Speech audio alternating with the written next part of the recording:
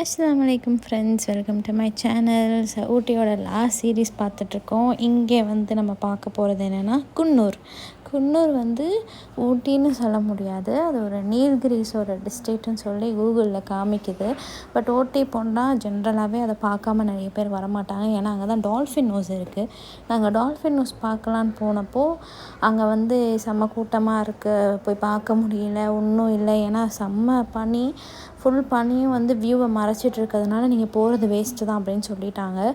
அதனால் போகலை. நான் நிறையா பேர் போயிட்டு ரிட்டன் வந்துட்டு இருந்தாங்க.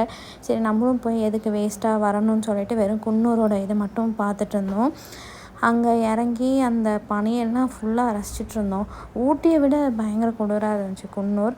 ஸோ அங்கே போயிட்டு அங்கே போகிற வழியில் வந்து ஒரு பர்டிகுலர் இடத்துல நிப்பாட்டி அந்த வியூவை எல்லாம் ரசிச்சுட்டு அதுக்கப்புறம் அங்கே பக்கத்தில் ஒரு சின்ன ஹோட்டல் இருந்துச்சு. அந்த ஹோட்டலில் போயிட்டு ஸ்நாக்ஸு இந்த மாதிரிலாம் சாப்பிட்டுட்டு இருந்தோம்.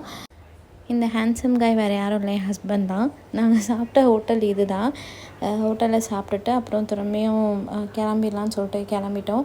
அப்புறம் அங்கே நீங்கள் இறங்கி பார்க்குறதா இருந்தால் கொஞ்சம் கேர்ஃபுல்லாக போங்க. ஏன்னா என் ஹஸ்பண்டை வந்து அட்டைப்பூச்சி கடிச்சிருச்சு நாங்கள் இறங்கினப்போ ஃபோட்டோஸ் எடுக்கிறதுக்காக. ஸோ அதெல்லாம் கொஞ்சம் பார்த்துக்கோங்க. அப்புறம் அந்த ஏறுற இடம் வந்து ஒரு பாயிண்டில் வந்து கொஞ்சம் போகிற மாதிரி இருக்குது, இன்னொரு பாயிண்டில் இந்த மாதிரி சின்ன இடமா ஆயிடுது. ஒரு கார் ஒரு பைக் வந்தாலே முடிஞ்சிடும்.